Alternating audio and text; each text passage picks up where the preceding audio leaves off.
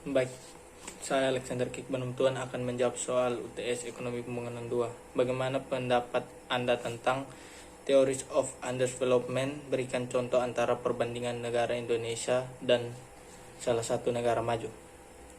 Lahirnya teori keterbelakangan oleh para ahli seperti Brand, Frank, Presswick, dan Dos Santos memberikan penjelasan bagaimana kemiskinan yang dialami oleh bangsa-bangsa di negara yang sedang berkembang merupakan akibat dari sistem ekonomi dunia yang tidak seimbang, di mana kelompok negara kuat mengeksploitasi negara-negara yang lebih lemah, bahwa ketimpangan ekonomi dunia merupakan hasil dominasi ekonomi oleh negara-negara kapitalis atau industri.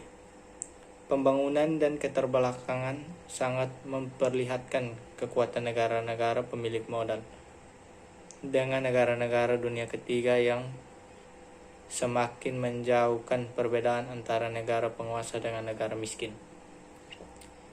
Jika dikontekskan untuk Indonesia, dapat terlihat bahwa era pasca kemerdekaan perekonomian Indonesia sangat terpuruk sebelum memasuki era Orde Baru, di mana pemerintah Indonesia dapat dikatakan baru memulai membangun sistem ekonomi dikarenakan peninggalan penjajahan sangat merugikan kondisi bangsa, ditambah lagi utang-utang Belanda yang kemudian harus dibayar oleh Indonesia.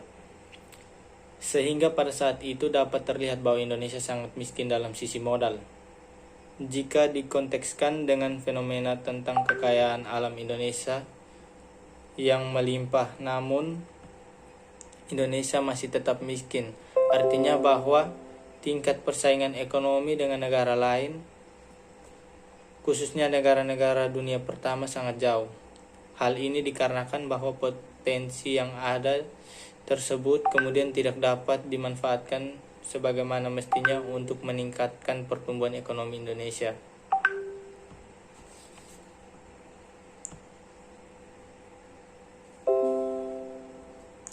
Hal ini dikarenakan bahwa bangsa kita hanya sebagai penghasil barang mentah yang kemudian harus diekspor dengan mendapat pendapatan yang kecil dibandingkan dengan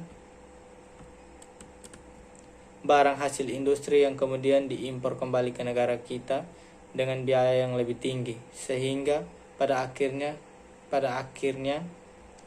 ketimpangan antara negara kaya dan miskin sesuai dengan teori keterbelakangan masih terlalu membayangi. 2. Indonesia adalah negara dengan jumlah penduduk terbanyak keempat di dunia, dan itu menjadi tantangan bagi negara kita. Bagaimana pemerintah pusat maupun daerah bisa menghadapi dan mengatasi tantangan tersebut? Berikan 5 contoh kasus baik di pemerintah pusat maupun di NTT. Seperti yang kita ketahui bahwa Indonesia menempati urutan keempat dengan jumlah penduduk terbanyak di dunia. Masalah kependudukan bisa disebut juga sebagai masalah sosial karena terjadinya di lingkungan sosial atau masyarakat. Masalah kependudukan dapat terjadi karena adanya ketimpangan antara pertumbuhan penduduk dan peningkatan kualitas sumber daya manusia. Jumlah penduduk yang besar ternyata hanya salah satu dari masalah kependudukan di Indonesia. Upaya pemerintah mengatasi masalah kependudukan: pertama, pengurangan pertumbuhan penduduk. Salah satu cara yang sudah dilakukan oleh pemerintah Indonesia adalah memberlakukan program keluarga berencana atau KB. Yang kedua, meningkatkan pemerataan pembangunan. Yang ketiga, menciptakan lapangan kerja di daerah-daerah yang jarang penduduk. Yang keempat, melakukan program transmigrasi. Yang kelima, melaksanakan program perbaikan gizi, salah satunya melalui posyandu. Yang keenam, melengkapi sarana dan prasarana kesehatan. Salah satu cara adalah dengan membangun puskesmas dan rumah sakit. Yang ketujuh, menyediakan air bersih. 8. Menambah jumlah sekolah dan dari tingkat SD sampai perguruan tinggi. 9. Menambah jumlah tenaga kependidikan di semua jenjang pendidikan. 10. Melaksanakan program wajib belajar pendidikan dasar 9 tahun. 11. Memberikan beasiswa. 12. Menyediakan perlengkapan fasilitas pendidikan seperti perpustakaan, laboratorium, dan alat keterampilan lainnya. 13. Menciptakan kurikulum pendidikan yang sesuai. 14. Meningkatkan kualitas tenaga pengajar. 15. Meningkatkan pengolahan dan pengelolaan sumber daya alam. 16. Meningkatkan kemampuan bidang teknologi. 17. Mengoptimalkan peranan BUMN dalam kegiatan perekonomian. Yang ketiga, jelaskan minimal 5 permasalahan yang dialami Indonesia menyangkut pertumbuhan ekonomi, kemiskinan, dan distribusi pendapatan. Permasalahan ekonomi merupakan masalah yang timbul akibat sumber daya tersedia dalam jumlah terbatas, sementara pertumbuhan manusia tidak ada batasnya. Persoalan ekonomi dan kesejahteraan sosial masih menjadi masalah utama di Indonesia. Berikut ini beberapa contoh permasalahan ekonomi. Yang pertama, urgensi memperbaiki kuantitas dan kualitas pertumbuhan ekonomi. Dilansir dari Indef, Indonesia mengalami pertumbuhan dengan rata-rata laju 5,27%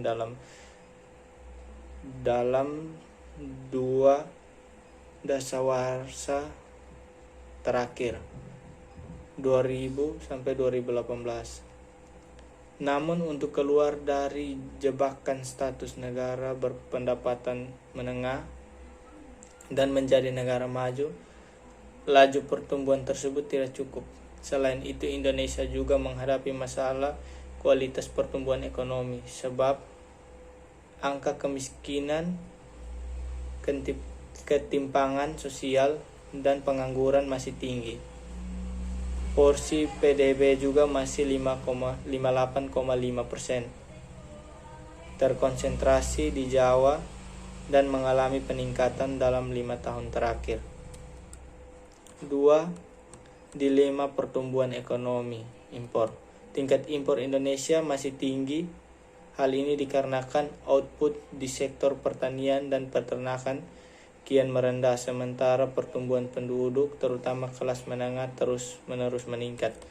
Impor sendiri adalah kegiatan transportasi barang atau komoditas dari suatu negara ke negara lain. Proses impor umumnya adalah kegiatan memasukkan barang atau komoditas dari suatu negara lain ke dalam negeri.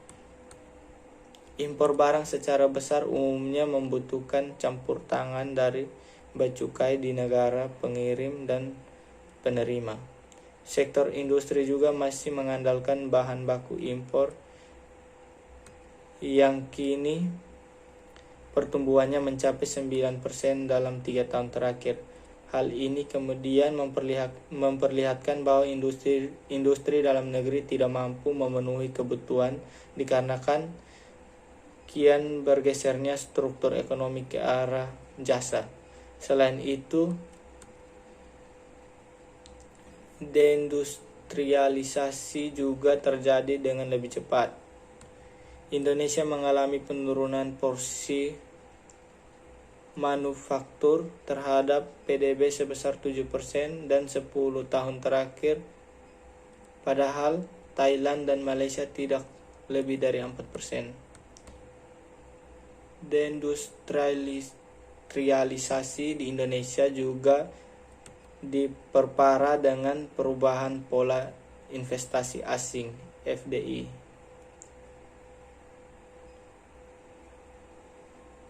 yang cenderung berada di sektor tersier, jasa, ekonomi digital, dibandingkan sekunder, industri manufaktur. 3.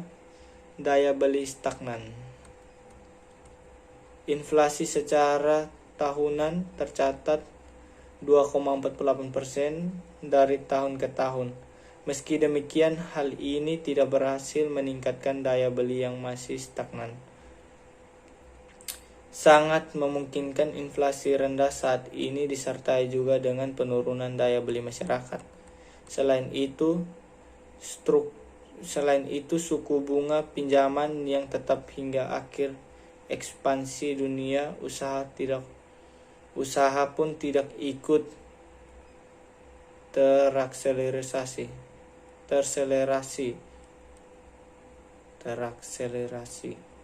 Penyebab daya beli yang stagnan dari masyarakat umumnya dipengaruhi oleh pendapatan yang ia terima, harga barang dan jasa, hingga berapa banyak barang yang ia konsumsi. 4. Daya saing rendah. Dalam 3 tahun terakhir, Indonesia sebagai negara tujuan investasi langsung terus mengalami penurunan. Selain itu, jumlah perusahaan di Indonesia juga mulai berkurang. Di sisi lain, Vietnam terus menunjukkan peningkatan performa dalam menarik FDI. Salah satunya dari Jepang, berkebalikan dengan Indonesia. Popularitas Vietnam bagi investor Jepang terus meningkat dalam 3 tahun terakhir ini. 5. Ketidaksiapan menghadapi revolusi industri 4.0. Indef memandang wacana revolusi industri 4.0 tidak dilakukan dengan perencanaan matang. Hal ini disebabkan oleh perencanaan mendasar mengenai apa yang perlu dikembangkan di sektor prioritas dan tidak ada perencanaan infrastruktur dasar industri 4.0 yaitu Internet of Things IoT. Selain itu, tidak ada perencanaan dalam memitigasi tenaga kerja yang terkena dampak dari pengimplementasian otomatisasi di sektor ini. Kemiskinan memang adalah pekerjaan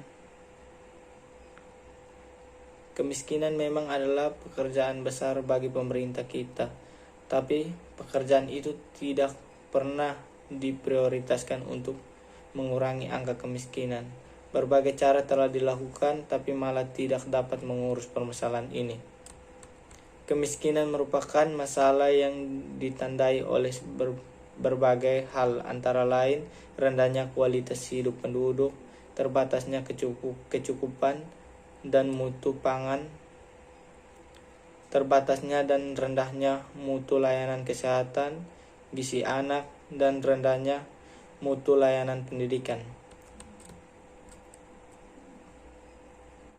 4.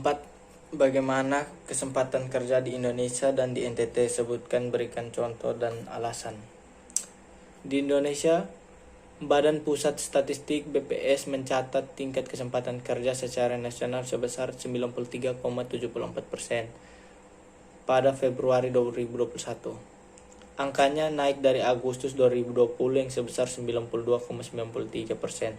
Seiring dengan kenaikan tersebut, tingkat pengangguran terbuka di Indonesia menurun 0,81 dari 7,07%.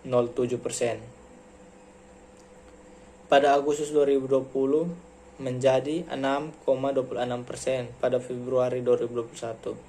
Berdasarkan lokasinya, tingkat pengangguran terbuka di perkotaan mengalami penurunan 0,98%, lebih tinggi dibandingkan dengan pedesaan yang berkurang 0,6%.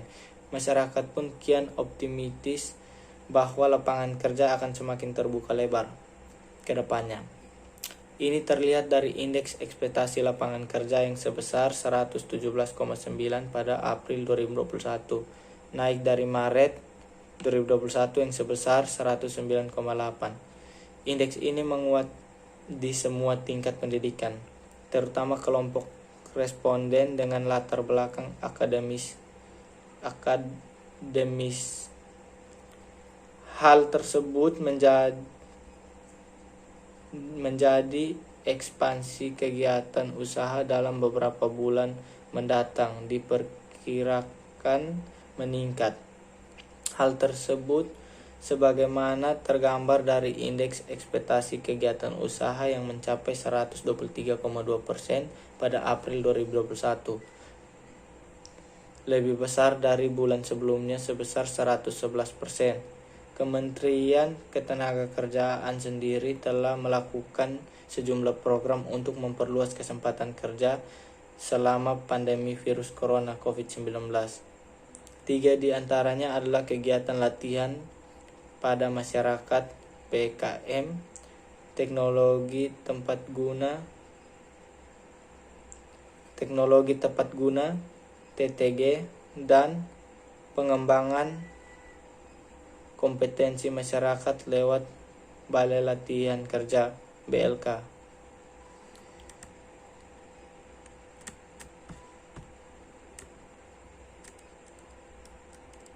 Di NTT, Badan Pusat Statistik BPS mencatat penduduk Nusa Tenggara Timur NTT usia 15 tahun ke atas yang bekerja mencapai 2,725 juta orang. Dari jumlah tersebut sebanyak 1,39 juta orang atau 51,14% merupakan penduduk dengan tingkat pendidikan sekolah dasar SD ke bawah. Jumlah pekerja yang mempunyai pendidikan tingkat sekolah menengah pertama SMP di NTT sebanyak 377.000 orang. Jumlah itu setara dengan 13,84% dari total penduduk NTT yang bekerja. Sementara pekerja lulusan sekolah menengah atas SMA dan universitas sebanyak 953.000 orang atau 35,01%. Menurut lapangan pekerjaan utama, penduduk NTT paling banyak bekerja di sektor pertanian, kehutanan, perikanan dengan jumlah mencapai 1,40 juta orang. Jumlah itu setara dengan 51,43% dari total penduduk NTT yang bekerja. Sementara sektor pekerjaan penduduk NTT yang paling sedikit adalah di sektor informasi dan komunikasi, yakni hanya sebanyak 6.000 orang. Jumlah itu setara dengan 0,22% dari total penduduk NTT yang bekerja.